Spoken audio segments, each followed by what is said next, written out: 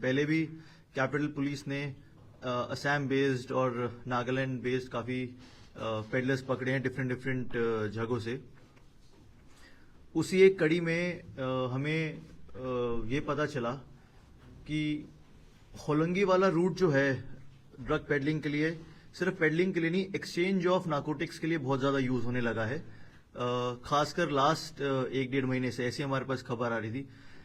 May be it's got to do with the fact that वो वाले stretch पे कहीं मोबाइल सिग्नल्स या कैमराज नहीं है, तो वो लोग होलंगी से एंटर करके वहीं पर ही नार्कोटिक्स का सप्लाई करके उधर से ही वापस निकल जाते हैं, ज्यादा टेरिटरी में नहीं आ रहे थे। तो आपने देखा होगा कि लास्ट हफ्ते 10 दिन से उस वाले स्ट्रेच पे हमारी काफी नार्कोटिक्स के अगेंस्ट कार्रवाई जारी है। अभी हमने 2 बड़े केसेस भी दिए with in the last 1 week, क्योंकि वही एक इंट हमारे पास चल रही थी लास्ट 1-1.5 महीने से। इसके अलावा एक कॉमन चीज सामने आई कि ये जो हमने ऑपरेशंस लास्ट 1 वीक में किए नार्कोटिक्स के अगेंस्ट, और उसके पहले भी कुछ हमने सस्पेक्ट्स पकड़े पोजेशन के साथ, नार्कोटिक्स पोजेशन के साथ, तो कहीं ना कहीं उनमें एक ही शख्स की आइडेंटिटी बार बार रिवील हो रही थी। उसका नाम है रोहित बासुमात्रे, रोहित ROHIT इलियास RUHIT, अलग अलग नाम से, मतलब लोगों के डिफरेंट मोबाइल फोन्स में नाम उसका स्टोर था। तो रोहित बासुमात्री एक ऐसा लिंचपिन था जो different narcotics, small time narcotics suppliers cum peddlers के सप्लायर में आता था, कि वो बाहर से जहां से भी लाता है, हमारे जो स्मॉल टाइम सप्लायर्स थे उनको नहीं पता था, पर वो बाहर से कहीं से लाता है और इनको बेचा करता था, और ये फर्दर आके हमारी टेरिटरी में नार्कोटिक्स सप्लाई किया करते थे। कुछ ऐसे इंस्टेंसेस थे जहां पे रोहित बासुमात्री खुद हमारी स्टेट में आके नार्कोटिक्स की सप्लाई करता था। फिर हमने रोहित बासुमात्री पे थोड़ा होमवर्क करना शुरू किया। लास्ट 1-1.5 महीने में जो हमारा होमवर्क हो, उसमें हमें पता चला कि रोहित बासुमात्री के ऊपर ऑलरेडी 9 केसेस रजिस्टर्ड थे, जिसमें से एक हमने अभी जब जो चिंपू में केस दिया था नार्कोटिक्स का, उसमें वो इन्वॉल्व था, वो 25 का है। उससे पहले असम अरुणाचल मिला के उसके अलावा 8 और केसेस हैं, 8 और 1 9 केसेस हैं, अलग अलग तरीके के, possession of illegal arms, narcotics, robbery, different heinous offences उसके ऊपर रजिस्टर्ड है। और बेसिस भी बहुत जल्दी बदलता है, नंबर्स भी बहुत जल्दी बदलता है। बहरहाल इसको देखते हुए हमने उस पर काम करना शुरू किया, और एक कॉमन लिंकेज जो आ रहा था वो ये आ रहा था कि वो जब भी आता है अपने साथ क्वांटिटी कैरी करता है यहाँ पे, और बहुत ज्यादा पॉसिबिलिटी कि अपने साथ एक इलीगल आर्म्स भी कैरी करता है।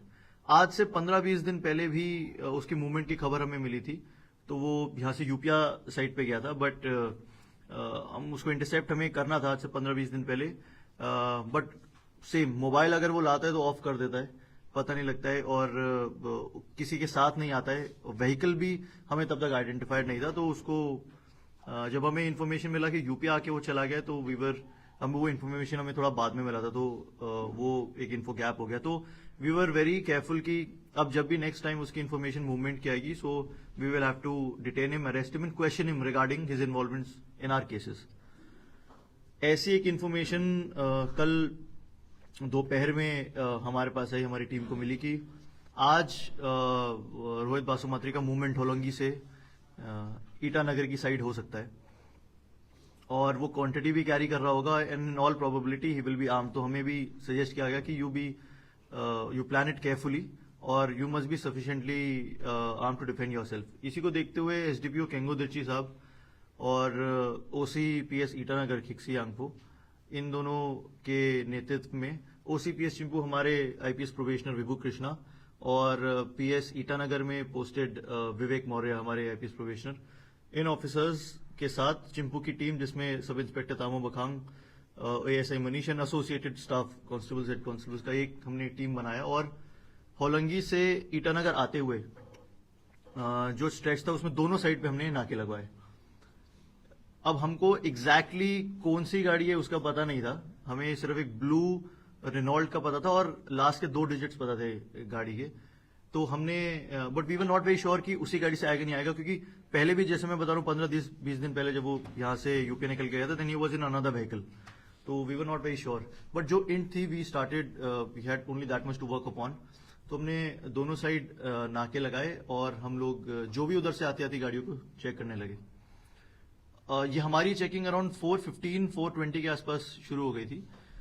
6 बजे के आसपास 6:15 I think to be exact, वो हमारे डिस्क्रिप्शन को मैच करती हुई एक गाड़ी वहां से आती हुई दिखी हमारे स्टाफ को। जो हमारी टीम थी उन्होंने उस गाड़ी को इशारा करके रोकने की कोशिश की, बट हमारी बैरिकेडिंग वहीं लगी हुई थी, वो नहीं स्टॉप किया। वो भागने की कोशिश करने लगा तो बैरिकेड पे उसकी गाड़ी हिट हुई, बट ऑब्वियसली जब बैरिकेड वो लोहे का जब कोई हिट करता है तो he is not able to control the vehicle in that sense. तो वो बैरिकेड को हिट होके लेफ्ट साइड में एक इलेक्ट्रिक पोल में जाके वो गाड़ी लग गई। इंसिडेंट फिर ऐसा हुआ कि वो जैसे ही वहां पे वो रुकी, ये एसडीपीओ साहब की गाड़ी सबसे आगे थी, ये लोग बाहर निकले उसको अकॉस्ट करने के लिए। He came out of the driving seat and shot at the car of SDPO. Car पे बुलेट मार्क्स हैं, बाद में मजिस्ट्रेट साहब भी आए थे, उन्होंने ये सब नोट किया है। एंड देन ही उसके नीचे ही एक रास्ता जाता है, आप जाएंगे अगर वहां मौके पे तो आपको इजीली दिख जाएगा, वहां से नीचे एक रास्ता जाता है, तो वो उस रास्ते से जाके जंगल के थ्रू उसने एस्केप करने की कोशिश किया, तो हमारी टीम ने उसको फॉलो किया। नीचे जब वो गए अराउंड 20-25 मीटर्स नीचे जाके ही again shot at the party that was following him. Initially when he fired at the SDPO to restrain him, SDPO and the team they shot back और उसकी windshield पे भी उस गाड़ी पे भी एक वो बुलेट मार के, आई थिंक 1 बुलेट मिस्ड और एक लगा है। फिर नीचे जाके जो टीम ने उसको फॉलो किया उसमें